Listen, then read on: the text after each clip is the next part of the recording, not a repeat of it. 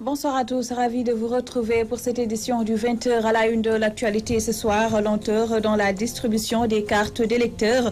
Le gouvernement avoue son échec et appelle les 7 sages à la rescousse. Macky Sall vient d'écrire au Conseil constitutionnel sur la possibilité de voter avec un récépissé, une ancienne carte d'électeur, un passeport ou un permis de conduire.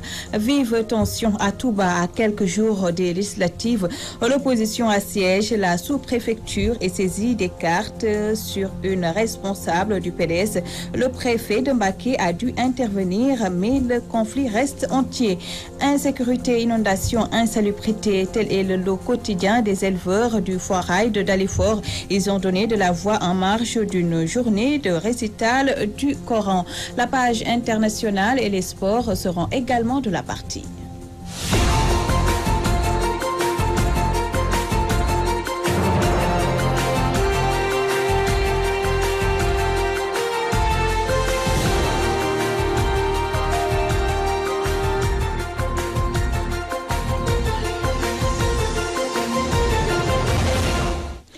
Merci de vous joindre à nous. Voter avec un récépissé, une carte d'électeur numérisée, un passeport ou un permis de conduire, c'est l'option prise par le pouvoir de Macky Sall pour contourner les lenteurs notées dans la délivrance des cartes d'identité biométrique. Le chef de l'État vient de saisir le Conseil constitutionnel à cet effet. La lettre est datée de ce lundi 24 juillet 2017. Une synthèse de Hassan Gueye. Le président de la République, Macky Sall, joint l'acte à la parole. Le chef de l'État a saisi le Conseil constitutionnel pour que les électeurs n'ayant pas pu retirer leur carte biométrique puissent voter le 30 juillet avec une carte d'identité nationale numérisée, une carte d'électeur numérisée, un passeport, un permis de conduire ou un document d'immatriculation tel que les récépissés. Dans sa demande, Macky Sall invoque l'article 3 alinéa 4 de la Constitution qui stipule que tous les nationaux sénégalais des deux sexes, âgés de 18 ans accomplis, jouissant de leurs droits civils et politiques, sont électeurs dans les conditions déterminées par la loi. Le président Sall ne voudrait donc pas que les lenteurs notées dans la distribution des cartes biométriques empêchent certains citoyens d'accomplir leur droit de vote. À moins d'une semaine de ces législatives, l'exécutif veut une nouvelle fois changer les règles du jeu. D'ailleurs, certains de la mouvance présidentielle soulèvent l'idée d'un report afin de permettre aux électeurs de récupérer leurs cartes et de pouvoir voter le jour J. Cette demande du président Macky Sall au Conseil constitutionnel sonne comme un aveu d'échec du régime dans la confection et la distribution des cartes d'identité biométriques.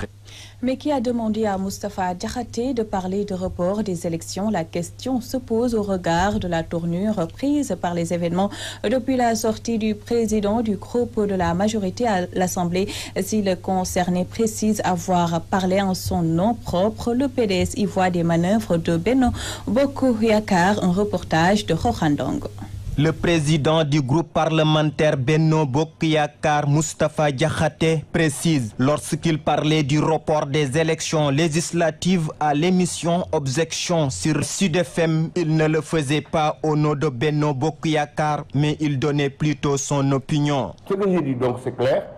J'estime que le délai qui nous est imparti est très court pour une distribution correcte du restant des cartes d'électeurs et que par conséquent, l'idéal serait de permettre aux gens de voter soit avec le récépissé ou bien de décaler d'une semaine à 2 pour permettre aux Sénégalais quand même de pouvoir disposer de leur carte d'électeur, d'aller voter ou de ne pas aller voter. Toutefois, il révèle que Pape Diop et Omar Sarr étaient d'accord pour que les électeurs puissent voter avec le récépissé. Omar Sarr et Pape Diop étaient d'accord avec la société civile pour que les Sénégalais puissent voter avec le récépissé plus un autre document d'identification. C'est maintenant avec le retour de Wade dans sa posture belliqueuse qui se sont rétractés. Selon Hassan Ba du PDS, la déclaration de Moustapha Diakhaté fait suite à une réunion tenue au Palais de la République au cours de laquelle la question du report des élections législatives a été évoquée. La vérité, c'est que Moustapha Diakhaté n'a pas son propre point de vue sur cette question-là. Il a été tenu une réunion au Palais de la République et des discussions ont été faites autour de cette question du report. Il n'a été qu'un entonnoir du pouvoir. J'allais même dire un entonnoir du palais de la République.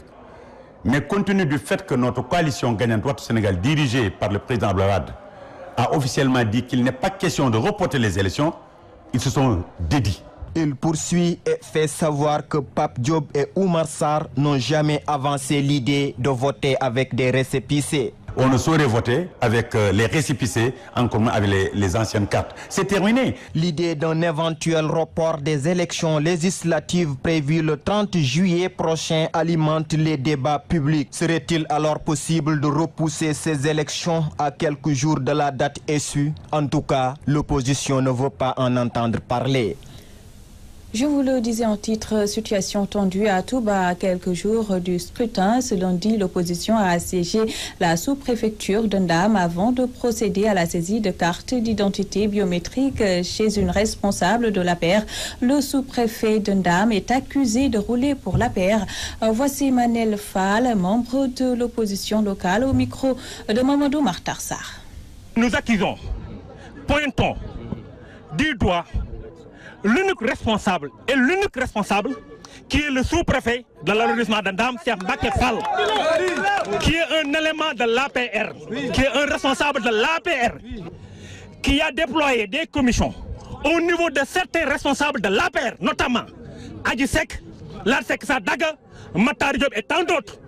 Et ceci est inacceptable et intolérable. Et nous n'allons pas l'accepter. Madame Adji Seck est en train de distribuer des cartes. Nous nous sommes déployés chez lui et nous avons trouvé une commission qui était à Darou Khoudoss. Le président de la commission s'appelle Cham. Ils font une investigation. Il a fui avec la commission. Nous avons récupéré les cartes. Nous avons appelé le commissaire qui peut nous témoigner et nous l'avons remis ces cartes-là. Ça prouve que Macky Sall et son gouvernement ne sont pas prêts pour organiser des élections libres et transparentes. Nous avons constaté au niveau de l'arrondissement un hold-up électoral qui est en train de se préparer. Nous avons constaté que les bulletins de la coalition Benno Bokk Yakaar sont emballés en toile pour le protéger éventuellement d'une pluie. Or que les autres bulletins des autres coalitions sont en papier. Et cela, on ne va pas l'accepter. Nous allons organiser un comité de veille de la coalition, de toute la coalition réunie. Et nous allons rester ici devant la sous-préfecture de Ndam jusqu'à 5 h du matin. Parce que nous avons entendu et ils sont en train de préparer des bulletins et des enveloppes qu'ils vont mettre des bulletins dans les enveloppes pour donner ça aux responsables de la coalition Benno Bokk Yakaar pour que le jour du 30 juillet, pour qu'ils fassent du bourrage des urnes. Et ça, on ne va pas l'accepter. Législative du 30 juillet, on en parle toujours à quelques jours de la clôture de la campagne électorale. Certains citoyens ne savent plus où donner de la tête. La problématique de la délivrance des cartes d'identité est latente au moment où 2 jeunes sont appréhendés en possession de plusieurs pièces d'identité. Mais aujourd'hui, la question est de savoir comment le citoyen qui n'a pas sa carte va pouvoir voter. C'est l'objet du dossier politique du lundi signé Ramatoulaye Sarr. À quelques jours de la fin de la campagne, le landerneau politique est toujours secoué de frasques. Au moment où la violence est devenue l'apanage de certaines coalitions, voilà que s'ajoutent des problèmes liés de façon continue à la délivrance des cartes d'identité biométriques. En attestent les 2 jeunes en possession de cartes d'identité interpellés par des responsables de la coalition Manko Taxawu Sénégal qui accusent le camp adverse de Benno Bokk Yakaar de fraude. Une accusation balayée de la main par le sous-préfet des Almadies. Je voudrais préciser qu'auparavant, Samba Ba a été président de commission de distribution de cartes au niveau de la commission logée à la mairie de Mermoz Sacré-Cœur depuis février 2017. Samba Ba a toujours été là-bas avec les agents municipaux et tout. C'est pourquoi je m'étonne qu'on me dise qu'on ne l'a pas reconnu et qu'on puisse vraiment aller jusqu'à le violenter. Mais ce qui est constant, c'est que ces cartes d'électeurs étaient vraiment détenues par une personne qui était habilitée. Et c'est Samba Ba, nommé par arrêté numéro 623 du 18 juillet 2017, qui détenait ces cartes. C'est en cours de route pour aller à son domicile qu'il a été appréhendé par les partisans du maire Barthélémy Diaz et autres. Des allégations jugées peu convaincantes par le maire de Mermoz Sacré-Cœur qui les bat, Tombrèche. Madame le sous-préfet est sous commandement et elle exécute des instructions. Je voudrais que les populations sénégalaises demandent à Madame le sous-préfet comment des cartes qui devaient quitter la mairie de Mermoz Sacré-Cœur et aller en Galandou Diouf, comment ces cartes se sont retrouvées à face. On n'est pas là pour polémiquer avec Madame le sous-préfet, ça ne nous intéresse pas. Madame le sous-préfet, est-ce que les cartes peuvent quitter la commune de Mermoz Sacré-Cœur sans aucune escorte et se retrouver dans une autre commune dans la rue, entre les mains d'étudiants qui ne parlent ni français, qui ne parlent ni wolof. C'est inadmissible. Je le rappelle, les arrêtés et les décrets ne sont pas au-dessus de la loi. La loi électorale est claire. Elle parle de la Sénat, elle parle de la SEDA, elle parle des partis politiques et des coalitions de partis politiques, et elle parle éventuellement des autorités déconcentrées. De quel droit la sous-préfecture se permet de prendre un étudiant de surcroît qui ne parle ni français ni wolof et qu'il soit président de commission de retrait des cartes? Face à toute cette problématique et polémique, la constante demeure ces nombreux citoyens qui courent toujours derrière leur identité pour pouvoir voter le jour du scrutin ou pour des démarches administratives. J'allais le 23, j'ai déposé ma carte, on va devenir le 23. Bon, je suis resté le 23 juin, je suis resté une semaine, je suis parti. Bon, on m'a dit que c'est d'aller à Memnous. Je suis allé là-bas, ils n'ont pas vu me dépasser dans 2 semaines. C'est après que j'ai entendu que les cartes d'identité sont dans les centres où on vote. Le ministère de l'Intérieur aurait même, n'est-ce pas, pris des arrêtés, entre autres arrêtés, celui qui spécifie que l'électeur doit se rendre à son lieu de vote pour retirer sa carte. Si la carte n'est pas sur place, essaie d'attendre un peu. Maintenant les autres, s'ils se rendent dans le bureau de vote, ils constatent qu'il n'y a pas de carte de signaler. Et enfin, le ministère doit prendre toutes les dispositions diligentes pour que toutes les cartes soient disponibles à temps. Il est vrai que le chef de l'État a agité l'idée selon laquelle, avec les récépissés ou anciennes cartes d'identité, le citoyen pourra accomplir son devoir civique, mais le doute subsiste toujours dans l'esprit des Sénégalais qui veulent être situés définitivement. La campagne pour les législatives tire à sa fin. Les retraités continuent d'attendre les différents candidats sur les problèmes des personnes du 3e âge et l'augmentation des pensions de retraite reste leur principale préoccupation. Un reportage de Mamou Gassama. Semaine de la fermeture de la campagne électorale, les retraités se disent oubliés par les candidats. Ils énumèrent leurs problèmes. D'abord, la pension est trop minime pour satisfaire le moindre besoin. Mais ensuite, pour la prendre souvent, le 3e âge a de sérieux problèmes. Alors ça, c'est des trucs, c'est des choses qu'il faut régler. Il faut régler ce problème de retard, il faut régler ce problème de relèvement de la pension. Il faut le faire parce qu'on ne peut pas admettre qu'un vieux qui travaille pendant 40 ans se retrouve avec une pension de 30 ou 40 000 francs par mois, ou 25 000. Ça ne peut rien régler. Nous, les retraités, avant, c'est 3 mois. Mais maintenant, c'est 5 mois. Bon, pour ma part, vraiment, les retraités, vraiment, ils doivent debout pour aider les retraités. Nous avons toujours en charge nos enfants, qui sont plus que majeurs et qui n'ont pas de travail. La plupart de nos enfants ont fait des études supérieures et ils sont au chômage. Avec nos modiques pensions, nous avons toujours en charge nos maisons. En gros, c'est ça. Ces personnes du 3e âge demandent aux futurs représentants du peuple à l'Assemblée nationale. Il faut que les députés aussi comprennent qu'ils sont à l'hémicycle pour les intérêts des populations. Et nous attendons d'eux qu'ils s'adressent, des retraités, qu'ils s'adressent directement à l'État, qu'ils font des projets de loi concernant justement la situation, l'amélioration de la situation des retraités du Sénégal. Ils n'ont qu'à remplir leur rôle. Ce n'est pas un problème de loi et consorts. Leur rôle, c'est quoi?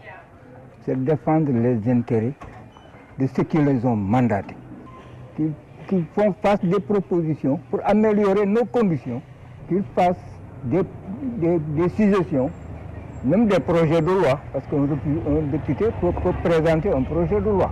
Les retraités rencontrent d'énormes difficultés. Ils sollicitent les futurs députés de les appuyer sur tous les plans en portant surtout leurs doléances au niveau du Parlement, particulièrement la question de l'augmentation des pensions des retraités. Mamou Gassama, parlons de toute autre chose à présent. Les éleveurs du Petit Foirail de Dalifort saluent la réhabilitation de leur mosquée par Mariam Faisal en marge d'une journée de récital du Coran. Ils ont aussi étalé les nombreuses difficultés auxquelles ils font face et qui ont pour nom insécurité, inondation, absence d'assainissement. Leur porte-parole, Mamadou Tala, est au micro de Théodore Semedo. Aujourd'hui, vous savez, ce hangar qui est là derrière nous et cette mosquée-là, et ont été à l'époque complètement délabrés. Et il y avait beaucoup d'insalubrité. Et quand Madame la Première Dame, Madame Sall, Mariam, l'a appris, le jour qu'elle l'a appris, le lendemain, elle a envoyé une équipe au niveau du Foirail de Petit Ruminant pour démolir tout ce qui était là-bas et elle a tout reconstruit à l'état neuf. Et donc cette journée, c'est une journée de reconnaissance, de récital du Coran, de reconnaissance envers la Première Dame, et qui dit la Première Dame, dit bien entendu le Président de la République. Ce hangar, l'histoire du Daral, c'est l'histoire de Thierno Seydou Nourou Tall. Nous avons dit au préalable que nous avons des difficultés au niveau de la sécurité des bêtes. Nous avions des problèmes au niveau de la sécurité des clients. Nous avions également des difficultés au niveau de la sécurité des vendeurs. Mais je crois que nous avons pris à bras le corps ce problème-là et que nous sommes en train actuellement de résoudre. Le problème numéro un que nous avons, c'est le problème de l'assainissement, le problème de l'inondation au niveau de la porte. Et c'est pour ces raisons que nous interpellons le ministère de l'Environnement, nous interpellons le ministère chargé des inondations, nous interpellons le ministère de l'Élevage et qu'ils viennent en appui pour nous aider. Là où il y a des hommes, nous avons besoin, là où il y a des hommes, nous avons besoin d'eau, à plus forte raison que là où il y a des hommes et du bétail. Je crois que l'eau est fondamentale, on dit que l'eau est source de vie, surtout dans le milieu de l'élevage. À l'époque, la Tabaski, tout le monde convergeait vers nous, et même les espaces qui sont d'eau étaient réservés aux marchands de bétail que nous sommes. Mais je crois que les gens sont en train de grignoter petit à petit cet espace-là, et l'espace est devenu tout à fait exigu, et je crois que nous avons besoin un peu d'assainissement pour mieux élargir également le forêt.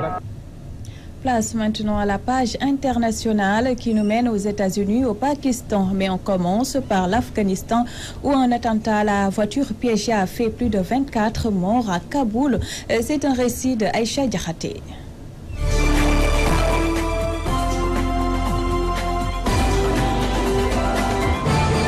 Attentat à la voiture piégée en Afghanistan. Selon le ministère de l'Intérieur, 24 personnes ont été tuées et 42 blessées dans l'attaque de ce matin à Kaboul. La voiture piégée s'est jetée contre un autobus transportant des employés du ministère des Mines, a déclaré le porte-parole du ministère Najib Danish à l'AFP. L'explosion s'est produite peu avant 7 heures heure locale dans un quartier à majorité chiite particulièrement animé où sont installés de gym, université et institut. Les victimes sont apparemment des civils, dont des étudiants qui se rendaient tôt à leur université en cette période d'examen.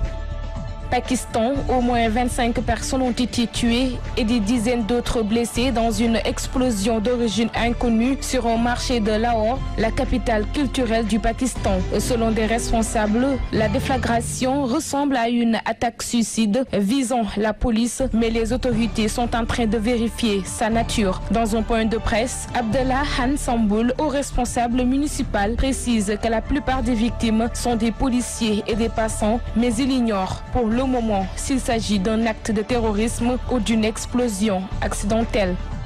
Aux États-Unis, Jared Kushner, proche conseiller de Donald Trump, a reconnu ce lundi 24 juillet avoir rencontré des Russes à 4 reprises pendant la campagne électorale, mais le gendre du président américain a démenti toute collusion ayant visé à faire gagner son beau-père. Dans un communiqué rendu public par les médias américains quelques heures avant son audition devant la commission du renseignement du Sénat, Jared Kushner a décrit ses contacts avec l'ambassade de Russie à Washington, Sergei, et d'autres responsables russes comme ayant fait partie de ses tâches normales quand il s'occupait des relations avec les gouvernements étrangers au sein de l'équipe de campagne de Donald Trump.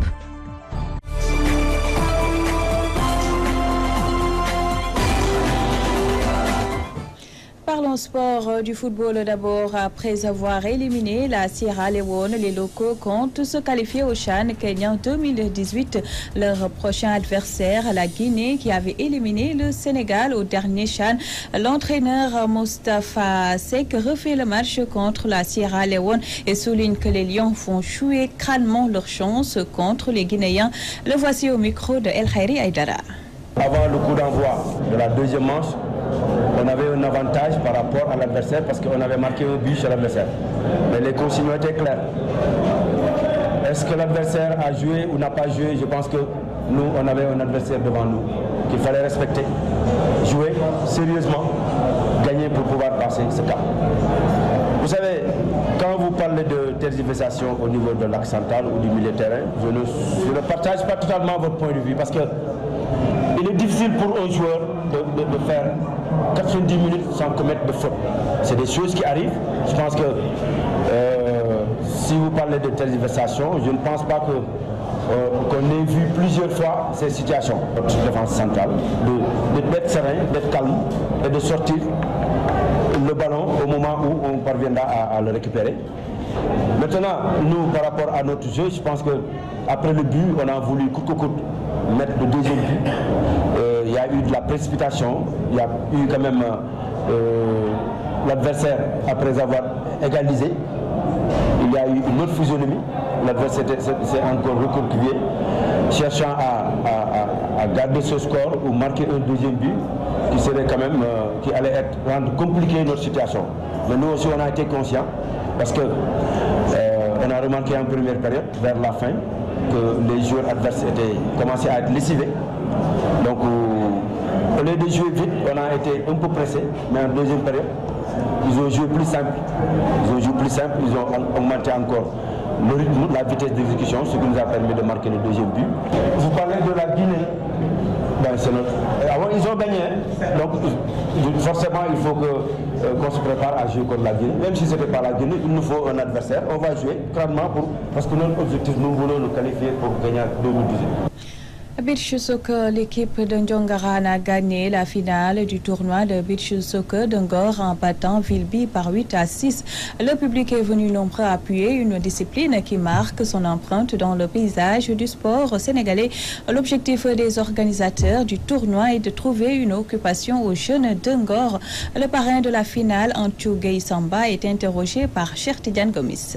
Oui, nous sommes là aujourd'hui pour fêter encore une fois la jeunesse ngoroise à travers ce tournoi de beach soccer qui est devenu maintenant une institution dans l'agenda du sportif de Ngor. C'est un plaisir de parrainer de nouveau ce tournoi-là qui s'est bien déroulé depuis le début, il y a à peu près une semaine avec les matchs éliminatoires.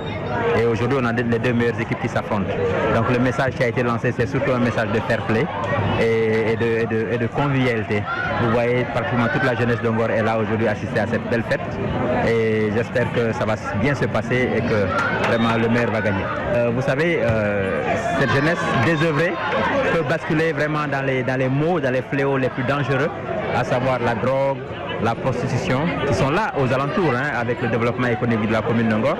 Donc il faut pouvoir les accompagner et leur faire des activités saines. Comme on dit, un esprit sain dans un corps sain. Voilà, nous arrivons au terme de cette édition du 20h. Tout juste après moi, retrouvez Ndeye Koumba Diop Kane dans votre spéciale législative. À vous tous, merci de nous avoir prêté attention. L'information se poursuit sur notre site walfnet.com. Excellente soirée à tous.